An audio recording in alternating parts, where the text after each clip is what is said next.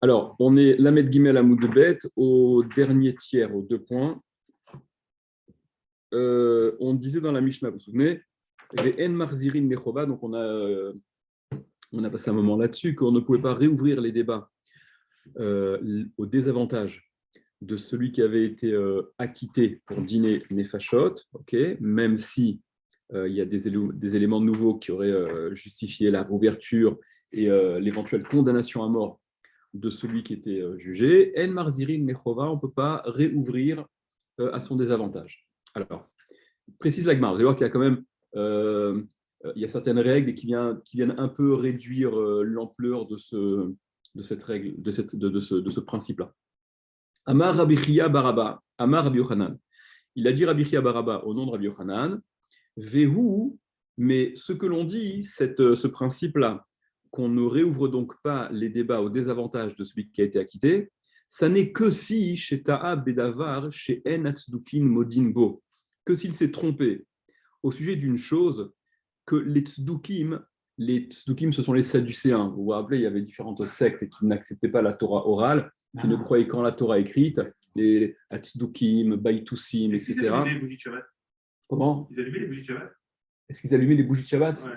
C'est pas Minatora. C'est pas Minatora, je ne crois pas qu'il. Il y avait l'histoire de ne pas faire de feu dans ta maison, de allumer ta lumière. Ah, en effet, il y a aussi ceux-là qui ne mangent pas chaud parce que l'oteva rouesh bechol moshkotechem, donc tafkawe, donc il y a plutôt des raisons pour qu'ils n'allument pas. Parce que si tu prends stricto sensu, l'oteva rouesh bechol moshkotechem, vous ne ferez pas brûler de feu dans toutes vos demeures. Yom Shabbat. Voilà, c'est des courants dissidents, quoi. D'accord, des courants dissidents. Ok. C'est que il faut savoir qu'au fur et à mesure durant l'histoire, il y a des périodes où les tzdukim et tous ces courants-là, ces courants qui s'inscrivaient donc pas dans l'acceptation de l'autorité des chachamim, de ce qu'on appelle les prouchim, les pharisiens, ceux desquels nous finalement on vient, c'est ceux qui ont subsisté, on va dire, ils étaient très nombreux. Il y a dans la Gemara, d'ailleurs, si vous voyez dans la Mishnah, dans la Gemara, il faut parfois justifier la façon qu'on a de faire par rapport aux tzdukim, par rapport à cela. Même ici, c'est même étonnant ici. Qu'est-ce qu'il y a ? On les cite ici. Voilà, c'est qu'on a pris en référence à quel sujet, concernant quel type d'erreur, on ne va pas réouvrir le débat au désavantage de celui qui a été acquitté, que si c'est une erreur qui porte sur un point que même les tzdukim, ils ne considèrent pas ce truc-là. Mais si c'est quelque chose que les tzdukim prennent en considération, qu'eux reconnaissent, alors là, évidemment qu'on réouvre le débat parce que quelque chose que les tzdukim reconnaissent, c'est donc quelque chose qui est à ce point explicite dans la Torah Shibirtav, dans le Chumash, qu'il n'y a pas d'échappatoire. On ne peut pas occulter, on ne peut pas faire abstraction de ce qui est à ce point évident, au point que les tzdukim eux-mêmes le reconnaissent. D'accord ? Mais c'est quand même marrant qu'on prenne comme référence ce que les tzdukim reconnaissent ou ne reconnaissent pas. Et ce que je dis, il y a même des Mishnayot où on va justifier certains enseignements, exactement, en disant, malgré, parce que les tzdukim, ils expliquent comme ça, donc nous, en fait, on explique que ça veut dire ceci. Dans ma cote, il y a une Mishnah explicite comme ça. Ok ? Tu te bases toujours sur le plus petit. Si déjà lui le fait, non, mais t'as vu dans la Gemara que tu dis, comme Jésus-Christ, il a expliqué que ceci. Alors nous, en fait, on n'est pas d'accord parce qu'il a considéré lui que. C'est pas. Non, mais déjà Jésus-Christ. C'est une nouvelle Belkacem, comment ça s'appelle, l'ancien ministre de la Nadjet, nouveau ministre de l'Éducation. Mais non, si déjà Jésus il fait Shabbat, alors nous. Non, c'est pas. Non, ça doit pas. Ça ne doit. Si tu cites Jésus comme ça, comme exemple, ça veut dire que tu donnes une importance. Exactement. Non, au contraire, déjà, il est plus bas. Lui, il fait ça. Alors nous, tout simplement, on ne va pas faire. Non, mais tu prends pas. Ça n'entre même pas en ligne de compte. Il y a des choses qui sont vraiment à l'extérieur de ce qui nous intéresse. Il n'y a pas de. D'accord ? Maintenant. Et puis, il faut savoir qu'au fur et à mesure des époques, ça nous semble révolu, etc. Il y a aujourd'hui encore des restes des Karaïtes, sur le fameux Argérizim, la montagne sur laquelle les brachot ont été donnés dans la Torah. Argérizim, et Aréval, les brachot qui avaient été donnés sur le mont Gérizim et sur le Aréval. Ils avaient fait un temple sur le Argérizim, le mont Gérizim. Il y a les Karaïtes, ce qu'il en reste aujourd'hui. Mais à l'époque des Rishonim, il y a eu des controverses très, très, très sérieuses.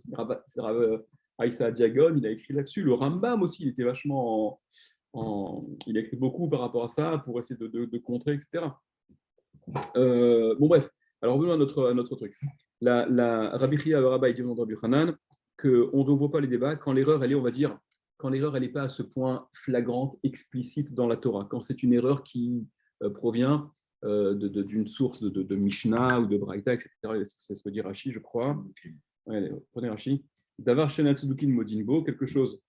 Donc, on ne va pas réouvrir. Si c'est quelque chose où même, pour laquelle même les Tzedukim ne reconnaissent pas, ne sont pas d'accord avec cette chose-là, chez Entauto Mefourash Batora, que son erreur n'est pas explicite dans la Torah, Behedia, de façon claire. Et là, Mishnah, ou Bedivre Amoraim, bien c'est simplement une erreur qui porte sur une Mishnah ou des propos des Amoraim, donc ultérieurement dans le temps, de l'Agmara. Aval, mais, dit l'Agmara, dit Rabbi Yochanan, Aval, mais, Ta'a Bidvar Shatzukin Motinbo, s'il s'est trompé sur quelque chose que même les Tzdukim sont en accord avec, alors c'est vraiment explicite dans la Torah, Zil Kare Beravu, dans ces cas-là, regardez Rashi, Zil Kare Beravu, va et apprend, va au Talmud Torah, tu vas l'apprendre. Tinokot Shel Bet Rabban, les enfants du Talmud Torah, Yodin, ils le savent.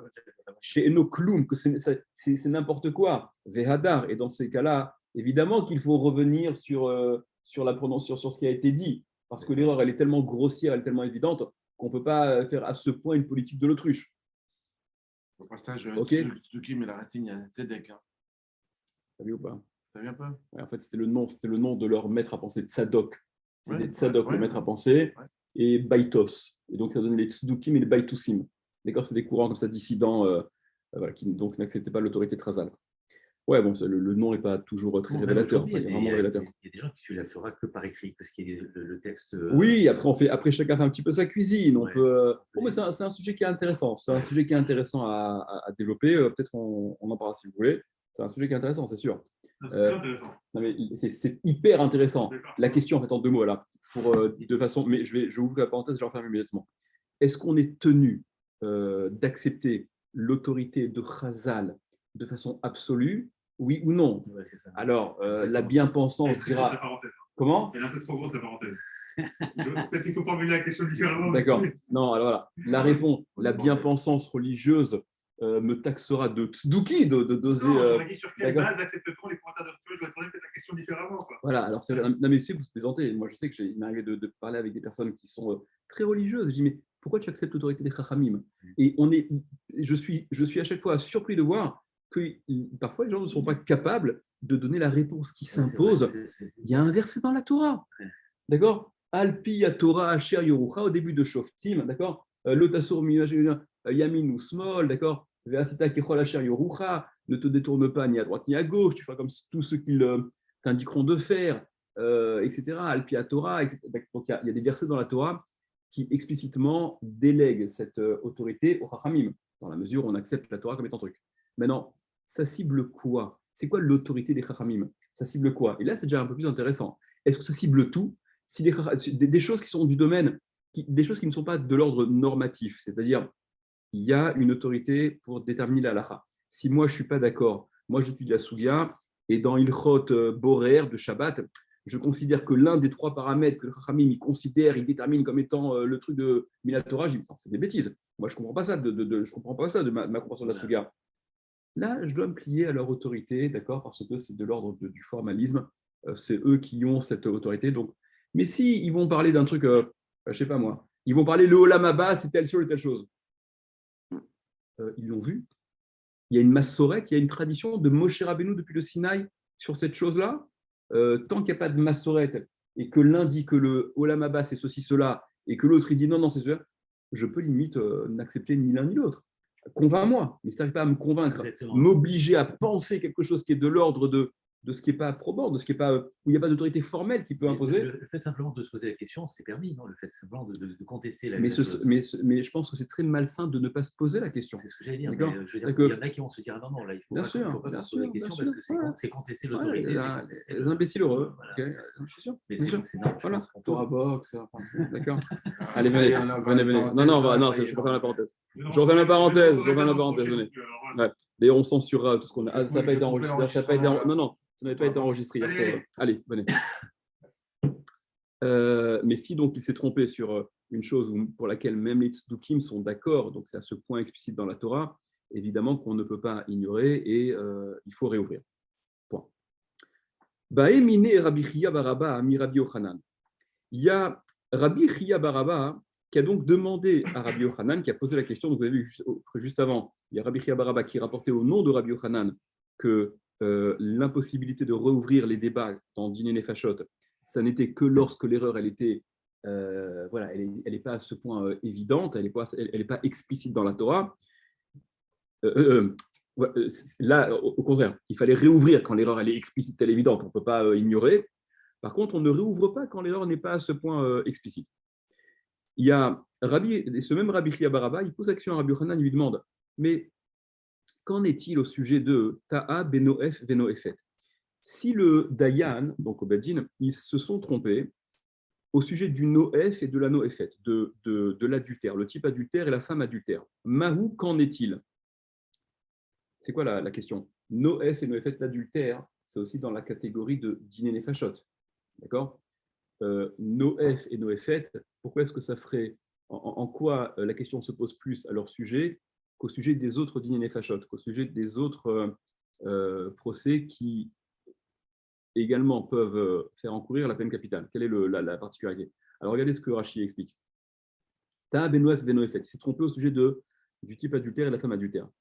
Zika, voilà, le bar, il enlève ce mot-là. Zika, il a innocenté un cas d'adultère. Miamrinan, est-ce que nous disons que dans ce cas, Meadrinan Lelechova, on va donc réouvrir le dossier en défaveur de ce couple adultère? Et pourquoi plus ou moins que les autres dîners fachot? Des bishlam à Berotsear, Rachid explique, des bishlam à Berotsear, parce que dans un cas de dîner nefashot où la peine capitale est en jeu, suite à un meurtre, quelque chose de classique, voilà, on va dire le cas classique qui fait encourir la peine de mort, l'assassin. Ika les mitlé bémilé tuva, il y a beaucoup de raisons pour lesquelles on peut se tromper dans le cas d'un assassin, d'un meurtrier. Dès le méfarché Bédia, pour un tas de détails qui ne sont pas explicites dans la Torah, Kegon par exemple, Béomed, alors je ne sais pas si vous avez dans, moi j'ai c'est pas Béomer, c'est Béomed.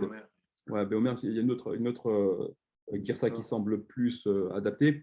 Bon, peu importe. Béomed, Even Shearagoba, Loayaba Kedemita. Par exemple, la pierre avec laquelle il a tué, l'arme dont il s'est servi pour tuer, en principe, n'était pas suffisante pour causer la mort. D'accord, un problème d'estimation. Donc, on peut faire dépendre, bref, Obemoutre Mipiar, ou bien que la Atra, elle aurait été prononcée, la mise en garde nécessaire à l'application de toute peine aurait été prononcée par la victime elle-même. Bon, c'est une Mishnah dans ma cote, ça aussi. Vélo Mipiedi, mais non pas de la bouche de témoins, ce qui, d'après une opinion, remettrait en cause la validité de la Atra, de l'avertissement.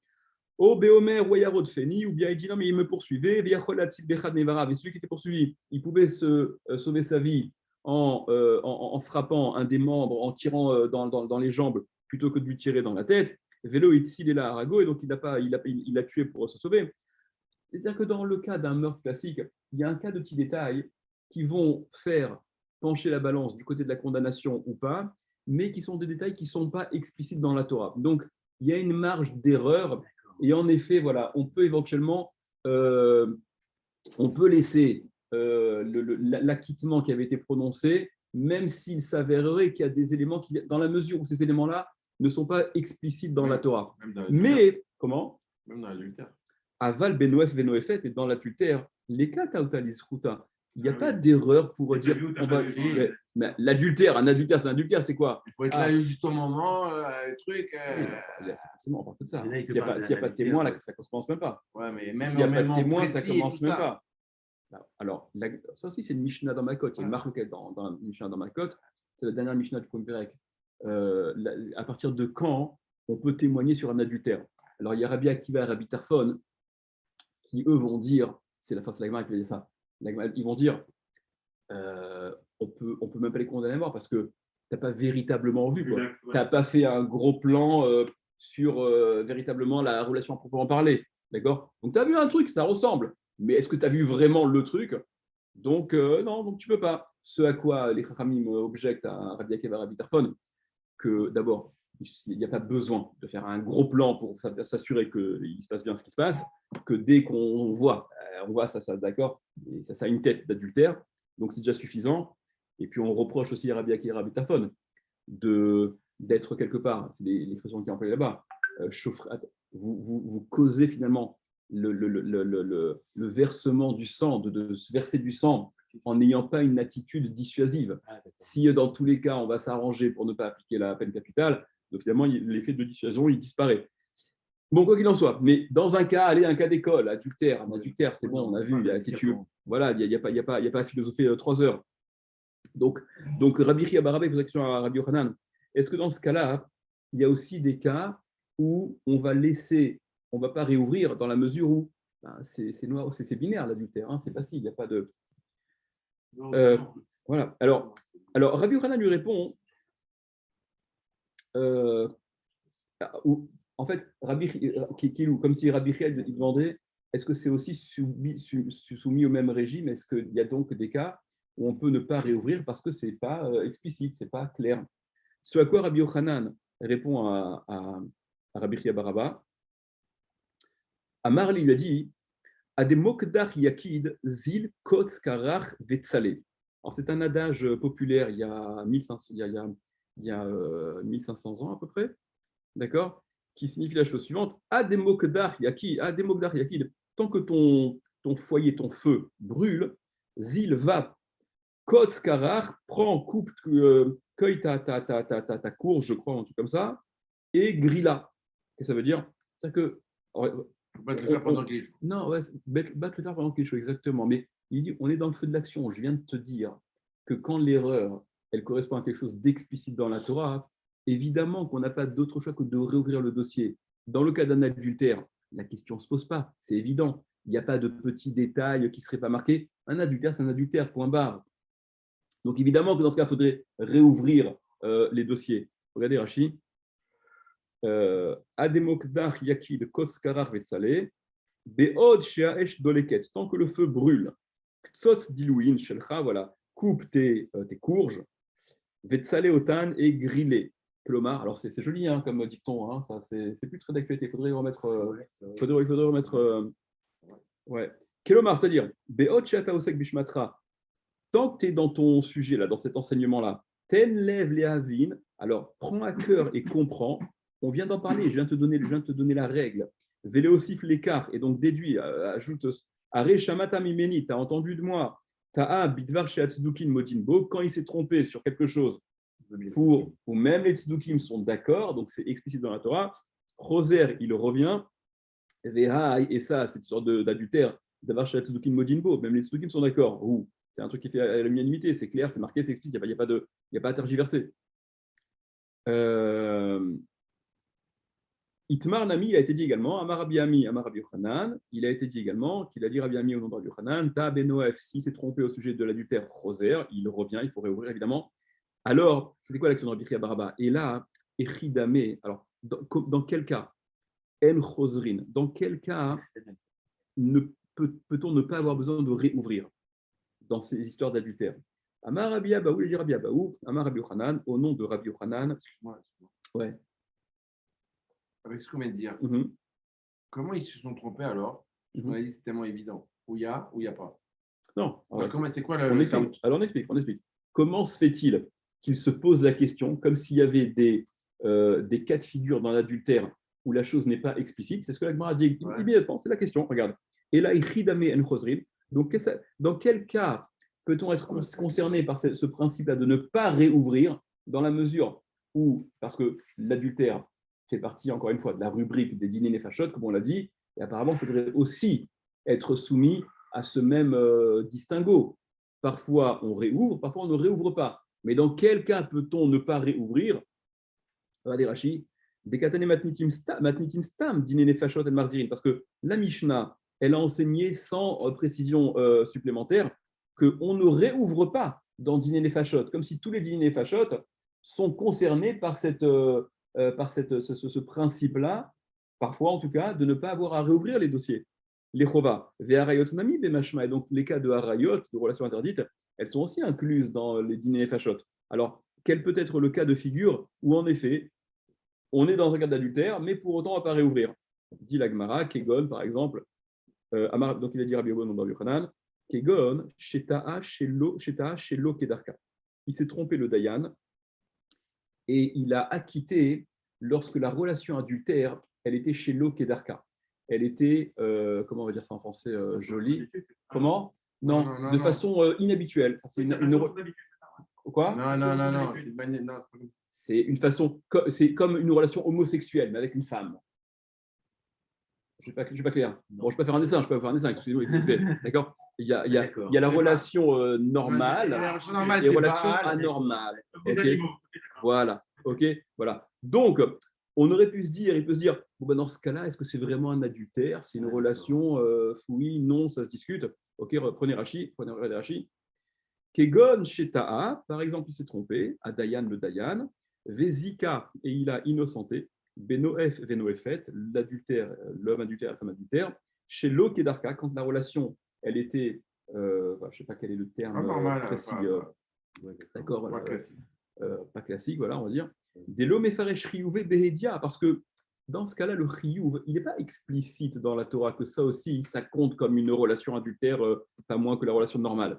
Des Rabbanan, il y a le fait là, parce que les Khamim, en fait, apprennent cette interdiction-là. Ils considèrent que cette relation, elle est aussi à considérer comme une relation tout à fait, la gravité est la même en termes d'adultère, enfin de relation, parce que la Torah formule au sujet justement, Mimishkeve Isha, comment ça s'appelle, au sujet de l'interdiction de relations homosexuelles, c'est marqué dans la Torah, Ve'et Zachar, Lotishkav Mishkeve Isha. Et le Zachar, le mâle, Lotishkav Mishkeve Isha, il n'aura pas de relation comme la relation avec la femme. Non, il n'y a pas de possibilité de relation à proprement parler comme avec la femme dans un truc homosexuel. D'accord? Mais cette formulation de Mishkeve au pluriel, Shne Mishkavot, il y a donc deux façons d'avoir la relation. Ve'en tzdukim modinbo, et les tzdukim, eux, ne sont pas d'accord. Pour les tzdukim sont des puristes. Non, la relation, c'est une relation normale. D'accord? Il n'y a pas de ça chez nous. Donc les tzdukim sont beaucoup plus, à ce niveau-là, puritains, exclusifs, appelez ça comme vous voulez. Ok. Donc voilà un cas où il y a le Yad Rama, il y a le Yad Rama qui explique de façon un petit peu plus élaborée l'erreur qui a été, la question qui a été posée, mais bon, on va laisser ça de côté. Voilà, vous le verrez dans le texte si ça vous intéresse. Continuons. Dîner mamonote, on avait dit au sujet des dîners mamonotes, donc des litiges d'ordre financier, que à Kol, tous peuvent intervenir. Ça vous rappelez? On avait dit dans la Mishnah, dîner mamonote, au sujet de dîner mamonote, je le recherche dans la Mishnah. Voilà. À Kol Melamdim Srout, tous peuvent intervenir pour plaider en faveur, trouver des arguments en faveur de l'accusé, Vechova, et en défaveur. Alors que dîner Nefashot, tous peuvent intervenir pour aller en faveur de l'accusé, mais tous ne peuvent pas intervenir pour aller dans le sens de la condamnation. Alors, la Mishnah dit, Hakol, c'est quoi ce tous là? Hakol. Va filou edim, même les témoins. Et même les témoins, est-ce qu'on va dire, est-ce que le Hakol, il inclut les témoins qui, c'est paradoxal, après avoir fait la déposition, qui est donc la cause de la condamnation potentielle de cet accusé, les témoins eux-mêmes pourraient intervenir pour finalement plaider en faveur de celui qu'ils accusent par leur déposition. Est-ce que ça inclut ça, le Hakol, le tout? Nema, alors si c'est le cas, Nema, disons, Matnitin, que notre Mishnah, Rabbi Yossi Rabbi Yudahi, Velo Rabanan. Ça voudrait donc dire que notre Mishnah, elle va d'après Rabbi Yossi Rabbi Yuda, mais pas d'après les Chachamim. Pourquoi? Détania, selon ce qu'on a enseigné, il y a marqué dans la Torah, Ve'ed echad lo ya'ane benefesh.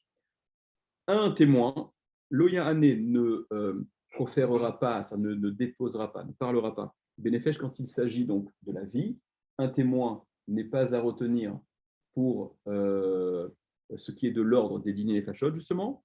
Ben nizrout, ben nechova, qu'il s'agisse du srout ou de la chova, de l'avantage ou du désavantage de la personne sur laquelle qui est accusée.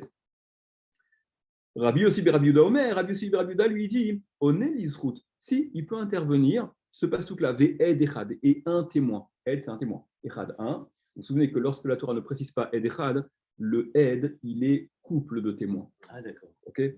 La ed echad, voilà, il faut que ce soit précisé. Ed echad, donc c'est un seul témoin. ne peut pas intervenir bénéfice dans ce qui est de l'ordre des nefashot, aussi bien à l'avantage qu'au désavantage de l'accusé. Ça, c'est ce que dit Rachamim. Rabbi Yossi ben Rabbi Yehuda lui dit, Omer, on est l'isrout, si, il peut intervenir si c'est à l'avantage. Mais il ne peut pas intervenir au désavantage. Et on va voir d'où il sort ça.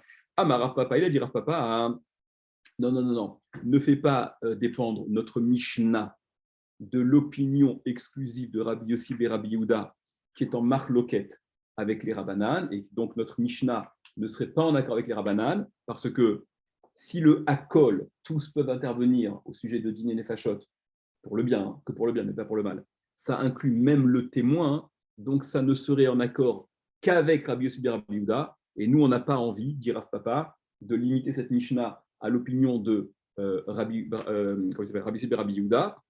Donc, dit Rav Papa, ce Hakol, la formulation de la Mishnah, tous peuvent intervenir, Be'echad minatal midim, ça concerne l'un des élèves. Vous vous souvenez, on va le voir après, il y avait les Talmidim, les disciples des Dayanim, qui étaient également installés face aux Dayanim, et qui écoutaient, qui apprenaient, et qui, si l'un d'entre eux avait un argument qui irait en la faveur de l'accusé, il pouvait prendre la parole et évoquer ce qu'il pensait. Et donc, dire à papa, non, le Hakol, le tout, ça inclut même les Talmidim. Védivré Hakol, et donc ça va d'après tout le monde. La Mishnah, elle est vraie, elle est en accord et avec Rabbi Yossi ben Rabbi Yehuda, mais avec Rachamim également. On passe au Daf Lamed Dalet. Maïta Amad Rabbi Yossi ben Rabbi Yehuda, quelle est la raison de Rabbi Yossi ben Yehuda? Quelle est la raison pour laquelle Rabbi Yossi ben Yehuda il pense que le témoin peut intervenir à l'avantage de l'accusé? Alors, au-delà du fait que c'est un peu paradoxal, si on s'en tient à l'extrait de Passouk qui a été rapporté, Ve'ed Echad Loyan et Benefesh, un témoin n'interviendra pas, ne pourra parler au sujet donc, de ce qui est de Diné Fashot. Déhamar, apparemment, ça donne tort à Rabbi Yehuda, mais la Gemara a usé d'une technique classique. Elle a censuré le Passouk. Vous allez voir que le mot qui fait suite dans le Passouk semble au contraire lui donner totalement raison. Alors, la Gemara demande quelle est la raison de Rabbi Yehuda? Déhamarkra, parce que le verset il a dit la suite du Passouk, c'est que, en effet, un témoin ne peut pas prendre la parole, donc plaider concernant Diné Nefashot, la moute, pour mourir, quand son intervention, elle irait dans le sens de la condamnation. Sous-entendu, si ça va à l'avantage de celui qui est accusé, il n'y a pas de raison qu'il ne puisse pas. La moute ou dénoné, c'est pour ce qui va dans le sens de la mort, qu'il ne peut pas intervenir. Aval l'isrout, mais pour disculper, pour innocenter, on est évidemment qu'il peut intervenir. Vera Banan, dans ces cas-là, la question c'est Boumang. Alors, c'est les Khamim qui sont en porte-à-faux. Comment les Khamim s'arrangent-ils avec ce pasouk-là? En effet, on interdit au témoin unique d'intervenir, de prendre la parole, quand ça va dans le sens de la condamnation. Sous-entendu, si c'est pour l'innocenté, il devrait pouvoir intervenir. Vera Banan, alors qu'en est-il? Amare Shakish, la dirait Shakish. Mishum de Mirze Kenogea Be'eduto. Les Chachamim refusent que le témoin puisse intervenir de toute manière, même si c'est pour aller dans le sens de l'accusé, parce que, Rachakish explique, des Mirze, ça ressemble, on dirait, Kenogea Be'eduto, littéralement, qu'il touche à son témoignage, qu'il est partie prenante du témoignage, et que, regardez Rachi. Alors Rachi, Verabanan, prenons Rachi, Verabanan, Nechramim, Deamre qui dit Afilou l'isrout lo yane, que même pour aller dans le sens à l'avantage de l'accusé, il ne peut pas intervenir le témoin. Mishum parce que de Nogea ou Bedavar Shimitraretbo, parce que en intervenant à l'avantage de l'accusé, il montre finalement qu'il regrette sa déposition. Vedoeg, et il craint Shema Igamer Adin Nechova, il craint que le din ne soit finalement tranché et que la condamnation soit prononcée, et il amènerait celui qui a été accusé des témoins qui rendraient d'autres témoins qui rendraient eux-mêmes, lui et son acolyte qui ont témoigné pour causer la condamnation. Le Yad Rama le dit de façon un peu plus explicite que Rashi. Le Yad Rama il dit que il s'agit en fait du cas où le témoin, il a témoigné à faux. Et donc, s'il a témoigné à faux, il se met potentiellement en situation d'être zo-même et de subir, vous le savez, le châtiment qu'il a prémédité de causer à celui sur qui il témoigne. Donc, il est en train de se dire, oula, ça commence à sentir pas bon, je risque de finalement me prendre, moi, ce que je prémédite de causer à celui sur lequel contre lequel j'ai déposé. Et donc, c'est ce que dit Rashi, il craint que l'accusé à tort, si c'est un menteur, le témoin, amène d'autres témoins qui rendraient eux-mêmes celui qui est en train de faire marche arrière, qui veut faire marche arrière pour éviter justement la zama, ou miader, l'omatia, alors, viavisede mina aziman, ou miader l'omatia adrebeu, donc il ne peut pas faire marche arrière le témoin, les achar et des dibour, dans le laps de temps de sa déposition, ça y est, il n'a plus de possibilité de faire marche arrière, vous vous souvenez de ce deal, on a eu l'occasion d'en parler, des kevan shehigid, shuveno choser ou magid, voilà, ça c'est le principe des kevan shehigid, parce que puisqu'il a été magid, puisqu'il a dit, il a déposé la Haggadah, puisqu'il a fait sa déposition, Shuv eno choser ou magid, on ne peut plus revenir sur sa déposition. On est engagé, on est tenu à notre première déposition. Il n'y a pas de possibilité de marche arrière. Non, finalement, j'ai menti, etc. Ça n'existe pas. Le Badi n'accepte pas. De souvenirs, si je ne dis pas de bêtises, le Ritva, il apprend ça, il explique ça parce qu'il dit que s'il y avait une possibilité de marche arrière, donc ce que la Torah demande lorsqu'on dépose lors d'une déposition de témoignage, les Hagid, si cette Haggadah, si cette déposition-là, elle était sujet à finalement abandon ou retour de version, changement de version, donc il n'y aurait jamais de Haggadah, il n'y a pas de déposition. Donc quand la Torah le demande, il faut déposer et dire et témoigner, c'est quelque chose qui fait sens. Mais si c'est sur la sellette, voilà, si sur la sellette à n'importe quel moment, donc tu n'as jamais rien déposé. Ouais. Okay, donc ça c'est le point. Donc Rachaki j'explique pourquoi les Khamim refusent-ils que le témoin puisse intervenir, quand bien même c'est en faveur de l'accusé. C'est parce que c'est une façon finalement de montrer qu'il est partie prenante de sa propre déposition et qui est révélateur. C'est une forme de retour sur ce qu'il a dit, chose qu'on refuse totalement. Et le Yadrama qui de façon plus explicite, ça montre qu'il est finalement témoin qui a menti. Le problème, c'est que il y a marqué dans le pasouk, c'est le sens littéral du pasouk, il semble aller à l'encontre. Là, on donne une svara pour justifier les chachamim, mais le pasouk semble dire le contraire. Alors, Vera Banan et les chachamim, Haïlamout, Maïdar Shebe. Non, mais les chachamim, ok, tu donnes une svara, mais ce lamout là, cette précision du pasouk, que le témoin ne peut pas intervenir quand il s'agit de causer la mort, quand c'est dans le sens de la condamnation, ils en font quoi? C'est très bien, ta svara, elle est très jolie, mais c'est pas ce qui est marqué. Donc, ce lamout, ils en font quoi? Mokmele, donc Rabbanan, les Rabbanan, Haïlamout, Maïdar Shebe, qu'est-ce qu'ils en font? Comment ils l'expliquent? Mokmele be'echad minatal midim. Eh bien, ce lamout, ce pour condamner, les Chachamim l'interprètent comme ne concernant que les Talmidim, justement. Les Talmidim qui, eux, peuvent intervenir, ne peuvent intervenir qu'à l'avantage de l'accusé. Par contre, lamout, au désavantage pour condamner, ils ne peuvent pas intervenir. C'est-à-dire que les Chachamim, finalement, ils coupent un peu le verset en deux. Ve'ed loyan et benefesh. Un témoin ne peut pas intervenir pour dîner fachot, bien, mal. La moute, pour la condamnation, ça concerne les talmidim, les élèves, les disciples qui siègent devant les dayanim, qui, eux, ne peuvent intervenir s'il s'agit de condamner.